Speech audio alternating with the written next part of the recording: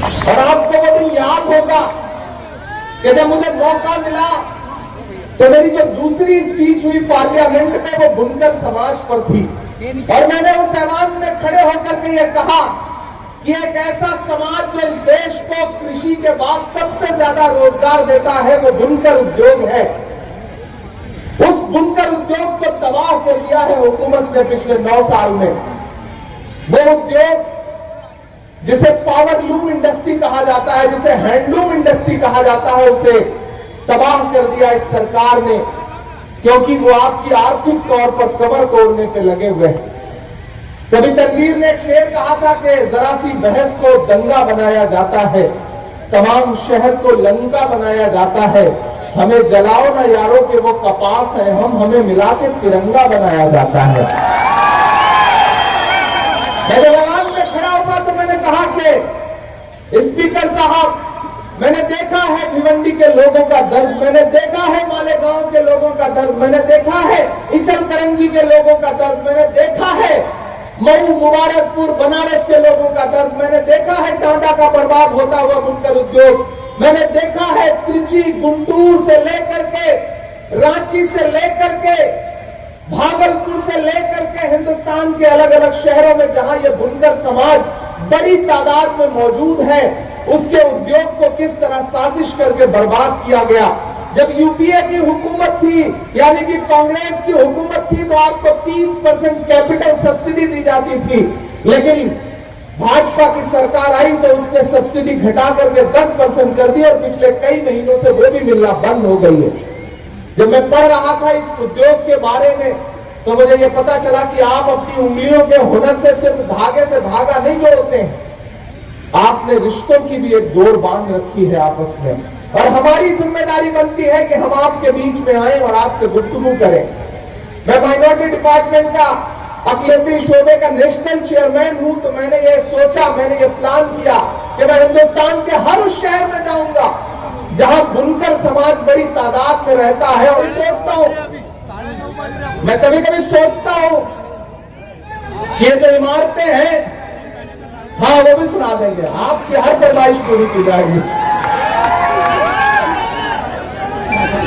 मैं कभी कभी सोचता हूँ, हाँ कुछ मेरे हिसाब से सुनाने दीजिए, फिर वो भी आपके तक भी आएंगे। मैं कभी कभी सोचता हूँ जब मैं दिल्ली में लाल किले के आसपास से गुजरता हूँ और उन दीवारों को देखता हूँ और फिर नफरती चिंटुओं के बयान सुनता हूँ, तो फिर मुझे लगता है कि अगर ये दीवारें बोल पाती तो शायद यूं बोलती। जब मैं कभी कभी सुनता हूँ कि कोई एक आवाज उठ के आती है, कहती है कि लाल किले का भी नाम बदल दो, तो मुझे लगता है कि लाल किला अगर बोल पाता तो शायद यूं बोलता कि मैं लाल किला हूं। मैं खामोशी से नहीं पढ़ूंगा, इस नज़्म को मैं चाहता हूं कि आपकी तालियों के शोर में पूरा हिंदुस्तान सुने इस नज़्म को कि मैं लाल किला हूं, मैं लाल किला हूं, हिंदुस्तान में तुझे तोहफे में मिला हूं, मैं लाल किला, लाल किला, लाल किला हूं, मैं लाल किला हूं। यहाँ मीडिया के साथी बैठे हैं, मुझे खुशी है कि यहाँ उर्दू मीडिया मजबूत है। मैं पहला बंद पढ़ता हूँ इस नज़्म का कि मेरे बनाने वाले से नफरत भी है उनको और मेरी दीवारों से मोहब्बत भी है उनको।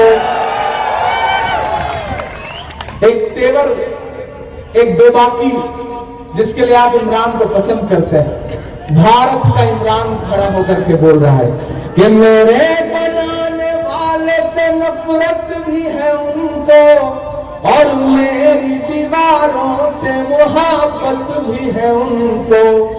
सदियों की गवाही है मेरी लाल दीवारें, सदियों की गवाही है मेरी लाल दीवारें, भारत की सिपाही है मेरी लाल दीवारें।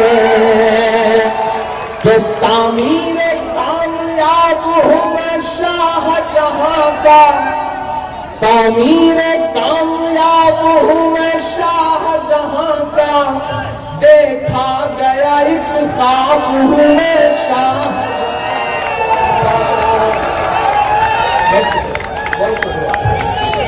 तामीर कामयाब हुए शाहजहां का, देखा गया एक ख्वाब हूं मैं शाहजहां का। तारीख के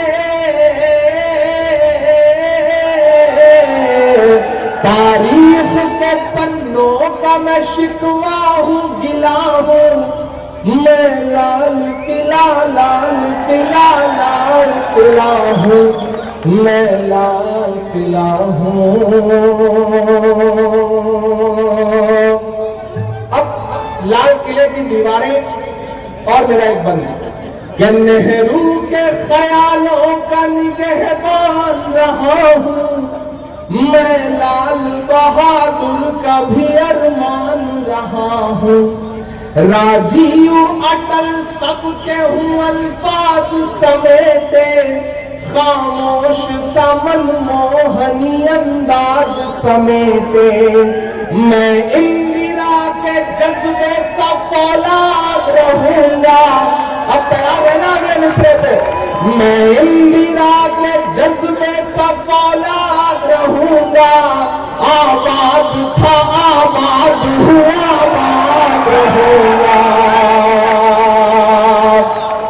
मैं इंदिरा के जज्बे सा फौलाद रहूंगा।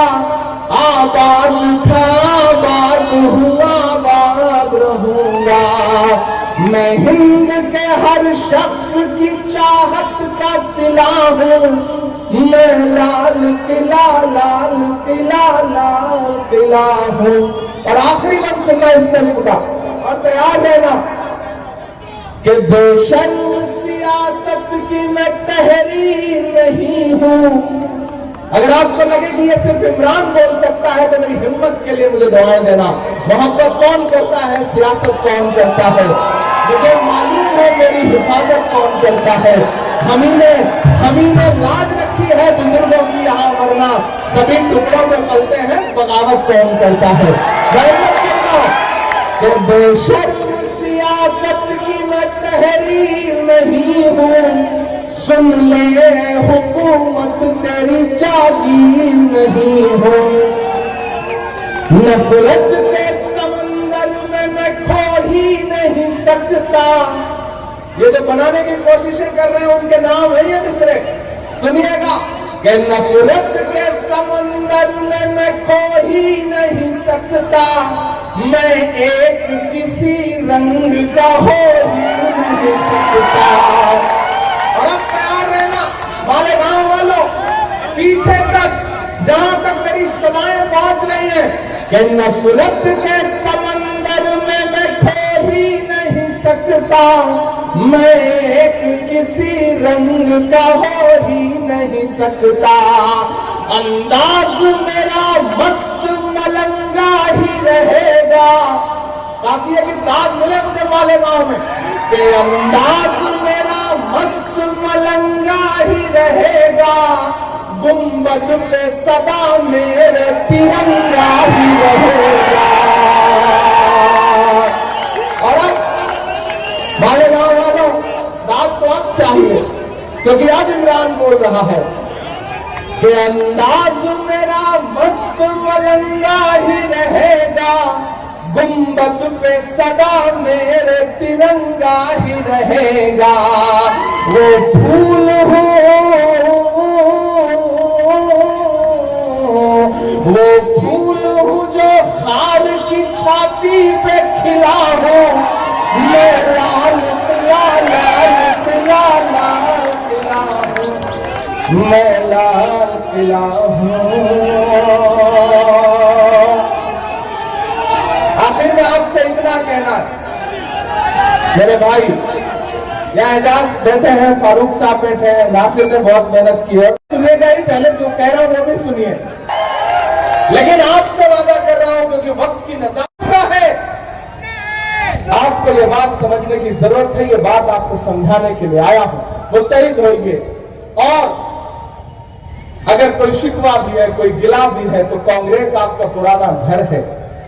अगर पुराना घर छोड़ करके आप निकले और कहीं गए कुछ बेहतर की तलाश में, तो मिला तो कुछ बेहतर नहीं है, ये सच्चाई।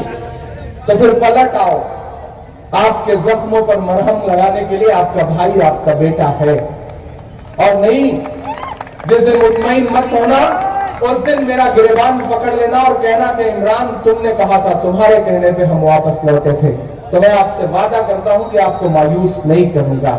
उठा के देख लेना, जितनी मेरी छोटी सी जिंदगी है, इस जिंदगी में मैंने कभी पीठ दिखाना नहीं सीखा है। मैं लड़ता रहा हूं अपनी पूरी ताकत के साथ, अपनी पूरी मोहब्बत के साथ। आप पर जब भी कहीं सवाल खड़ा हुआ